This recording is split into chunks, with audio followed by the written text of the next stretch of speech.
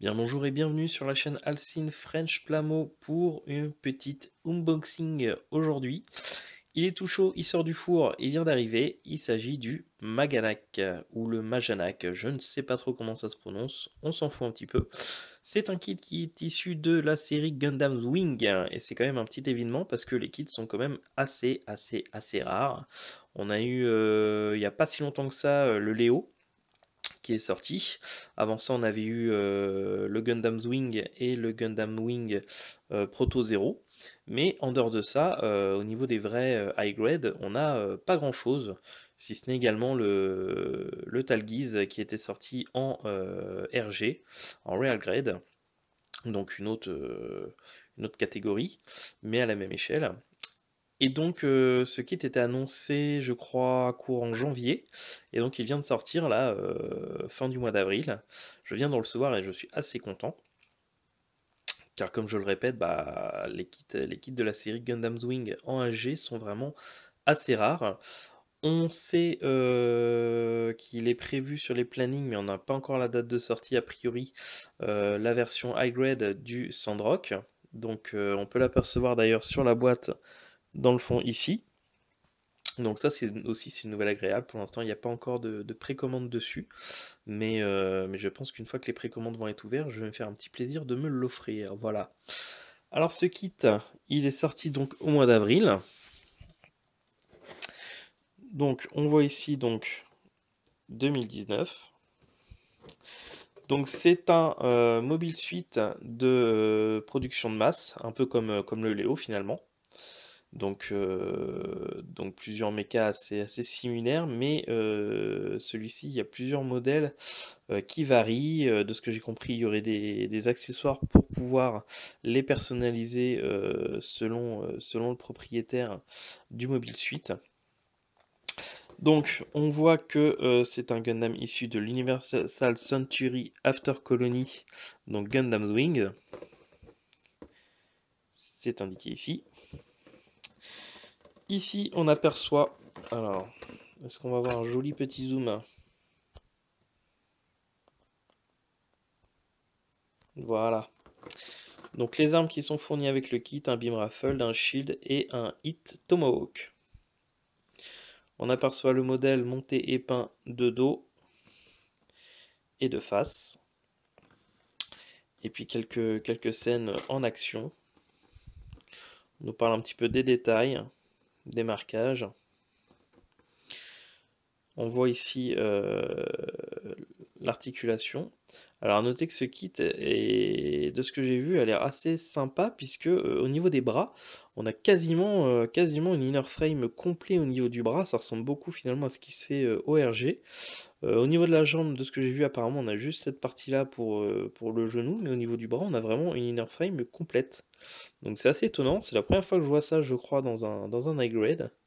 Donc à voir ce que ça donnera au montage. Au niveau de l'Universal Century en HG, c'est le 223.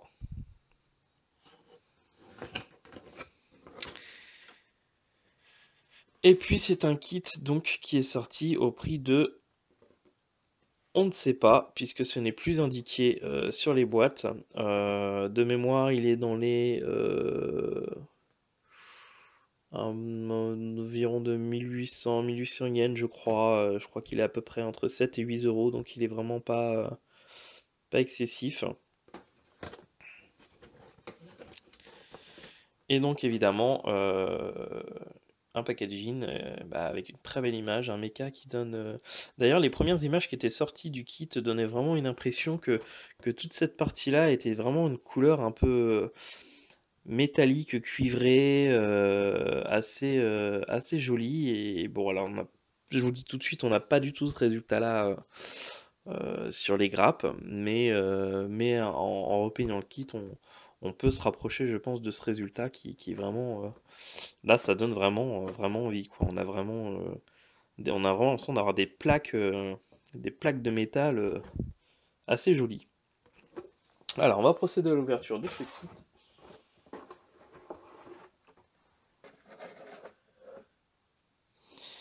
Donc, on commence par une première grappe. donc, toutes les pièces de l'inner frame dans une couleur, on va dire, un gris muette, ouais, je sais pas trop, un bleu gris. C'est assez difficile comme couleur. Ouais, je dirais un bleu gris. Ouais, on va dire que c'est le plus simple.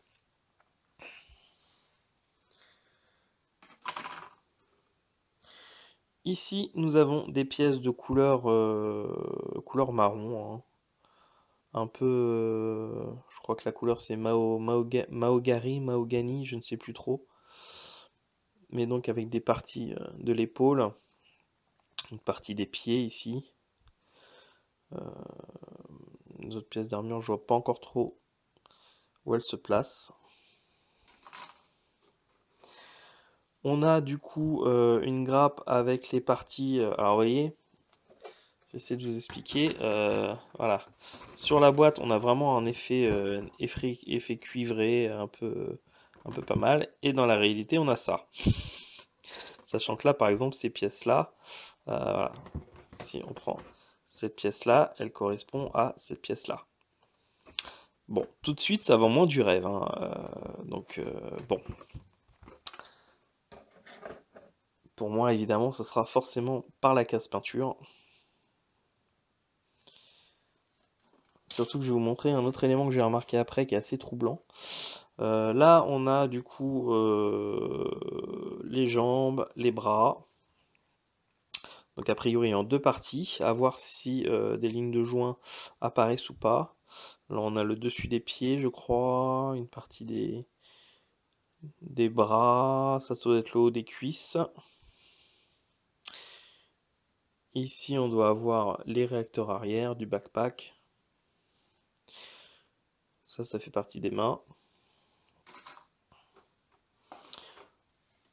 Très peu de polycap, hein. On en a que 6. Donc à voir ce que vont donner les articulations. Et puis au niveau des grappes, on a une dernière grappe assez grosse avec le bouclier qui est vraiment assez grand, hein.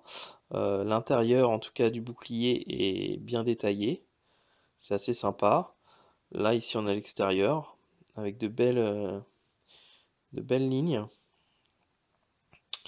Là nous avons la jupe.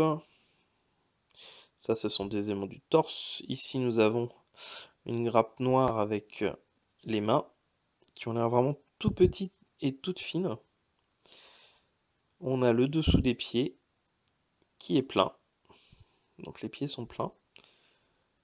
Donc Yvan West-Laurence sera content. C'est un kit qu'il pourra monter. Les pieds sont pleins.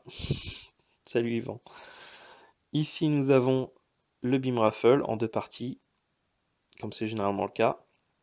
Et puis le hit Tomahawk, qui est vraiment pas mal. Je le trouve assez joli. On a des jolis petits détails sur la lame. Je sais pas si ça se voit beaucoup avec la lumière. Et puis voilà, hein, on a fait le tour. Alors, ensuite nous avons évidemment une planche de stickers. Et alors ce qui est assez étonnant en fait, c'est que si on regarde bien, là je vous ai montré que au niveau de la jupe, ces plaques-là donc existent en tant que pièces. Mais toutes les parties jaune orangé que vous avez sur le haut, et ben en fait, il va falloir poser des stickers. Voilà, donc je comprends pas pourquoi si en bas on a des pièces qui s'imbriquent dans la jupe, pourquoi ça n'a pas été fait pour le haut.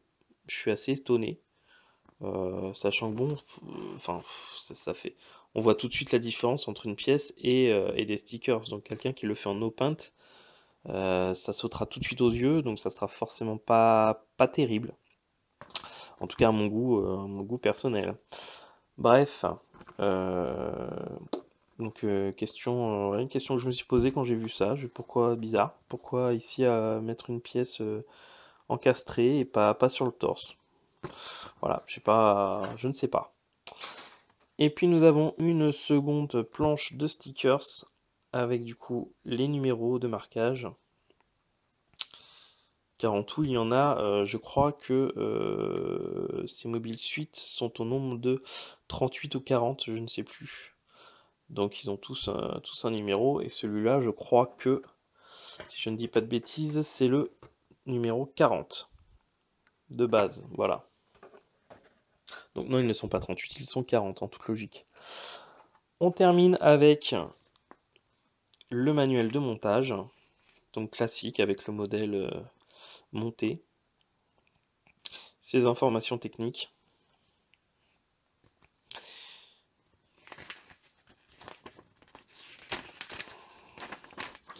On a sur la première page la liste des grappes. Alors a priori seul... alors déjà qu'il y a que 6, il y a 6 polycaps, mais en fait il y en a 2 qui ne sont pas utilisés. Donc en fait on va utiliser que 4 polycaps pour ce gun plat. Donc voilà, c'est tout ce qu'on récupère sur ce kit. Ensuite on commence le montage par le torse.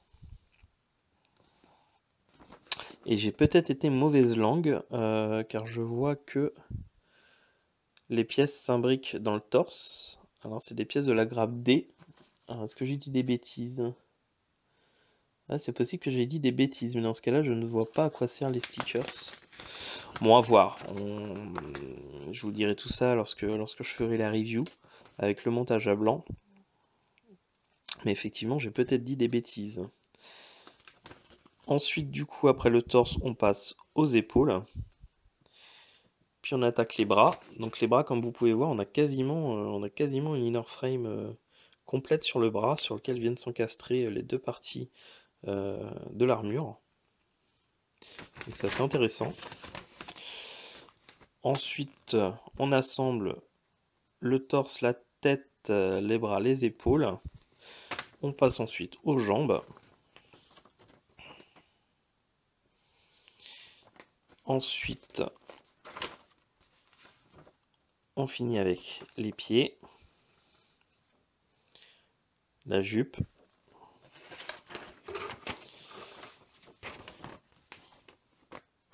On arrive sur la partie en couleur avec l'assemblage des jambes, de la jupe et du reste du mecha. On passe ensuite aux armes avec le beam rifle, le shield, le hit tomahawk. On nous montre qu'on peut mettre le beam rifle à l'intérieur du bouclier. On peut attacher le bouclier sur le bras ou dans le dos. Et puis voilà, on termine avec un petit texte traduit en anglais. Et puis du coup, le code couleur pour pouvoir le repeindre entièrement. Voilà.